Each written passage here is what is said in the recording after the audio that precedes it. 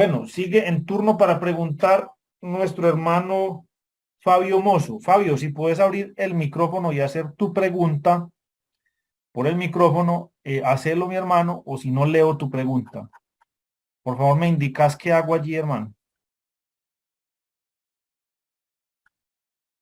Bueno, voy a leerla yo entonces, Fabio, listo. Dice así.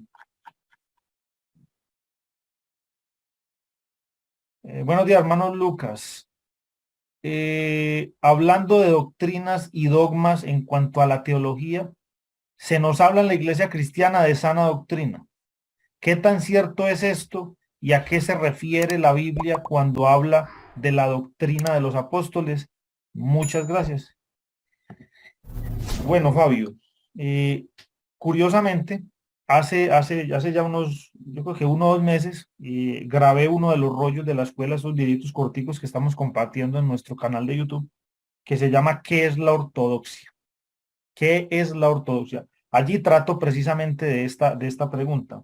Pero, ¿qué te voy a decir? Mira, cualquier movimiento cristiano que vos conozcas, el tuyo, el mío, el del hermano Pengano, el del hermano Sutano, si vos le preguntás a ellos mismos, cada movimiento cristiano a sí mismo se considera poseedor y predicador de la más pura y sana doctrina, casi venida directamente de los apóstoles. No conozco ninguna iglesia que sienta de sí misma lo contrario, no la conozco. O sea, no conozco ninguna iglesia que va a decir que los que predican la sana doctrina son los del frente, no la conozco. Y si la conocen, me la presentan porque sería un fenómeno. Eh, ¿Cuál es el problema de mostrar eso?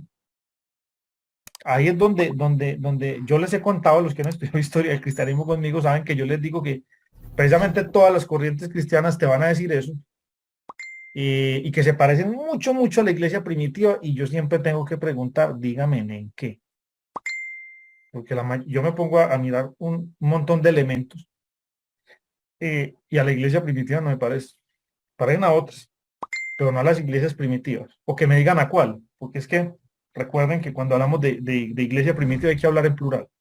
¿Cuál? ¿A cuál se parecen o a cuál se quieren parecer? Pero generalmente eso no tiene pies, ni cabeza, ni cola. Conecto esto también con otro video, porque son cosas que ya hemos hablado. Aquel videito del rollo de la escuela que llama La genealogía de nuestra fe, invito a que lo vean, porque, a ver, toda corriente, denominación, iglesia cristiana tiene una genealogía, o sea, viene de alguna línea del cristianismo. Y no se hagan la ilusión de que viene del cristianismo primitivo. O sea, y con esto no quiero decir que eso esté mal, no, es un proceso natural de la vida del cristianismo. Empezando por un fenómeno, o yo diría dos. El primero, 12 apóstoles.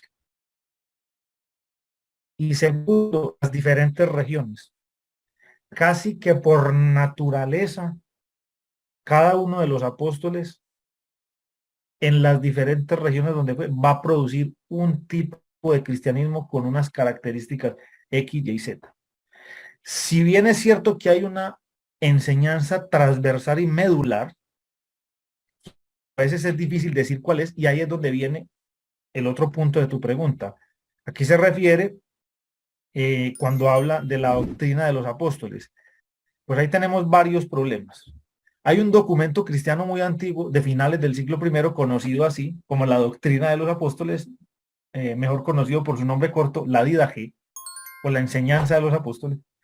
Pero también en el libro de los Hechos nos encontramos la expresión de que permanecían, ¿cómo es que decía la expresión? Se me olvidó el texto. Eh, que avanzaban en la doctrina de los apóstoles, o sea, que era como el elemento común. Pues en ese caso, ¿qué era? La enseñanza oral directa de los apóstoles, porque estaban vivos, ¿cierto? Recordemos que hasta principios del siglo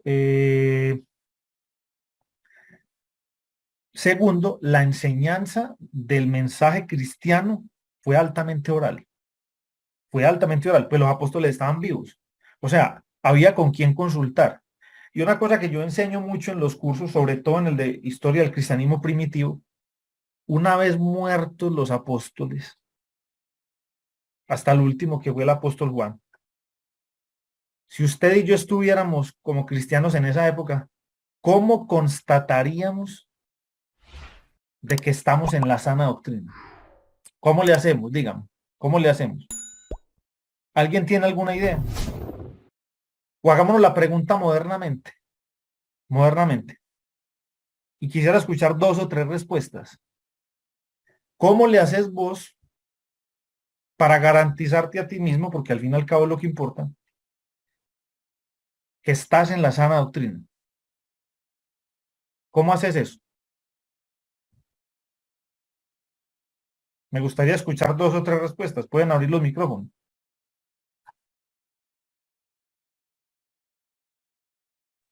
Hola, buenos días. En mi caso, yo creo que haría como hizo Lucas, ¿no? Averiguando, preguntándole a las personas que tuvieron contacto con los apóstoles directamente. Hermano, ¿me Eh, recordás tu nombre? sí, Perdón, qué pena. Roberto, Roberto. Roberto Reyes. Yo haría en ese caso, o sea, investigando, preguntando, o sea, Bueno, a exacto. personas Yo te voy a hacer una contrapregunta porque dijiste algo muy interesante, investigando, me parece genial. Medio me dijiste la respuesta a la pregunta que te iba a hacer, pero porque tú dijiste preguntando, investigando, ¿a quién? ¿Dónde? sí, Pero y el, a las personas que tuvieron contacto con los apóstoles directamente. sí, ok, muy bien, excelente. Bien. ¿Alguien más nos da una idea? Me gusta, me voy un poco por lo que dijo Roberto, estoy un poco de acuerdo con él. ¿Cómo le hacemos, hermanos? ¿Cómo le hacemos para garantizar que estamos en la más pura y sana doctrina?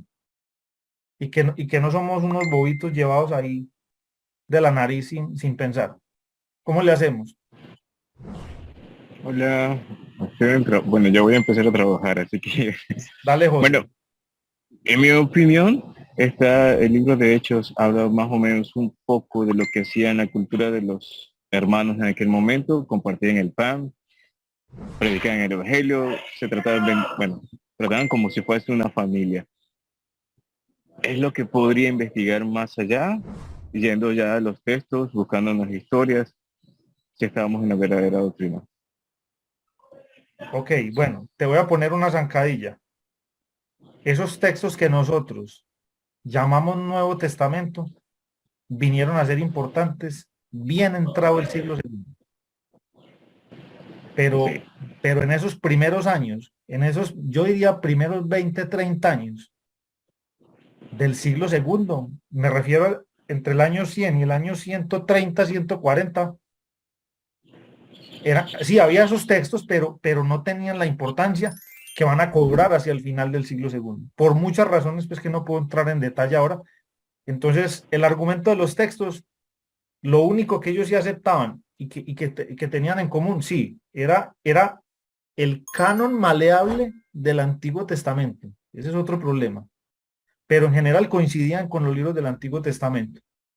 Eso es lo que tenían ellos, pero que las cartas de Pablo, que los evangelios, eso no se va a volver importante sino hasta la segunda mitad del siglo segundo. Entonces, vuelvo y les dejo la pregunta. ¿Cómo le hacemos, hermanos? ¿Cómo le hacemos? Ahí Hermano les dejo. Lucas, ¿cómo está con Fabio Mozo? Que está ahorita Sí. ocupado y no alcancé a hacer la pregunta. Ah, bueno, hermano, ya la estamos respondiendo. Te va a tocar escucharla en la grabación, Fabio. Listo. Pero No, yo aquí, la estoy escuchando, sino que es para hacer un aporte. dígalo, por favor. Pues, pues yo creo que es muy difícil, hermano Lucas, y por eso la pregunta, el poder definir si está uno personalmente en una sana o una mala doctrina. Porque como ustedes venían hablando cuando se tocó el tema de las doctrinas y del dogma, cada una crea su propio dogma o su propia doctrina, pero pues no se cita de dónde viene, si de Lutero, si de Calvino, si de dónde. Entonces, yo me atrevería a decir que es muy complicado, pues sí, de pronto haciendo un estudio de la palabra, los manuscritos, pues muchas cosas, pero el poder asegurar al 100% que me puedo encontrar en la sana doctrina, yo creo que sería algo como llegar a rayar de pronto un poco a estar mal, porque pues no conocemos. Yo escuchaba el hermano que intervino primero que indagando a los apóstoles, pero pues no tenemos como tal o sea, no los tenemos ahorita vivos para preguntarle a Juan o a Pedro o a Pablo No, o pero a decir, acordate, bueno, digo una cosa por el hermano que respondió. O sea, él dijo algo muy interesante. Él dijo, yo me iría a consultar con los que los conocieron. sí, señor. Es como si, es como, porque acordate que pinté el escenario hipotético de estar en esos años, que estamos, digámoslo así, estamos viviendo entre el año 100 y el año 130. Se acabaron de morir todos los apóstoles. ¿Cómo hacemos para garantizar de que yo estoy en un cristianismo puro, que verdaderamente siga las enseñanzas de Jesucristo? La respuesta que dio el hermano me parece muy acertada, hasta históricamente tiene bases, porque eso fue precisamente lo que empezaron a hacer los cristianos de aquella época, irse a los referentes vivos. Y ahí viene una palabra que no voy a entrar en detalle, pero puede ser polémica, pero fue lo que pasó, ir a buscar a los ancianos que habían nombrado los apóstoles, porque los apóstoles habían nombrado ancianos que en algunos textos los llaman obispos, en otros presbíteros, y otros en las traducciones los dejan ancianos, porque eran los que los habían conocido y habían sido sus discípulos, o sea, habían sido discípulos de los apóstoles. Y ahí se va a comenzar a crear una estrategia que puede ser problemática luego, pero fue una de las maneras de ellos solucionar ese problema. Y porque, digámoslo así, mire, y ahí les voy adelantando material para los que quieran estudiar conmigo historia del cristianismo, que voy a dictar el seminario nuevamente en enero. Piensen que cada época se hizo esta pregunta. Esa pregunta que se acaba de hacer el hermano Fabio Mozo hoy, no crea que solamente nos la hacemos nosotros hoy, se la hicieron los cristianos a lo largo de todos los siglos. ¿Cómo sé que yo estoy en el verdadero cristianismo? ¿Cómo sé que yo mismo no estoy metido en una secta aquí convencido y ciego? ¿Cómo sé? Entonces, cada época trató de responder esa pregunta de diferente manera. Aquí lo que les puse un ejemplo y el ejemplo hipotético de meterlos allá en el año 100, 130 es cómo lo respondieron ellos. Hoy tenemos otras maneras, porque tenemos otras herramientas, pero no deja de ser una pregunta necesaria y a veces utópica de responder. A ver, hay unos elementos que creo que ciertamente podemos rastrear. O sea, hay cosas que podemos rastrear hasta el más antiguo cristianismo.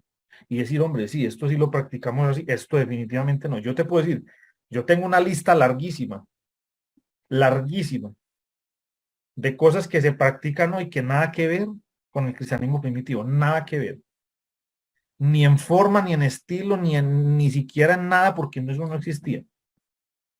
Algunos de esos no hay problema porque se refieren a cosas culturales. Ay, que se vestían así, pues obviamente nosotros nos vamos a vestir como romanos del siglo I, ¿cierto? Y decir que por eso somos cristianos o no lo somos, no, no. Yo no veo problema con eso. Pero hay otras cosas ya más de fondo que no puedo entrar en detalle, donde sí, nada que ver con el cristianismo primitivo, nada que ver, nada que ver. Eso es lo que puedo decirte, Fabio, con respecto a tu pregunta. Gracias a los que respondieron y al hermano Fabio Mozo por su pregunta.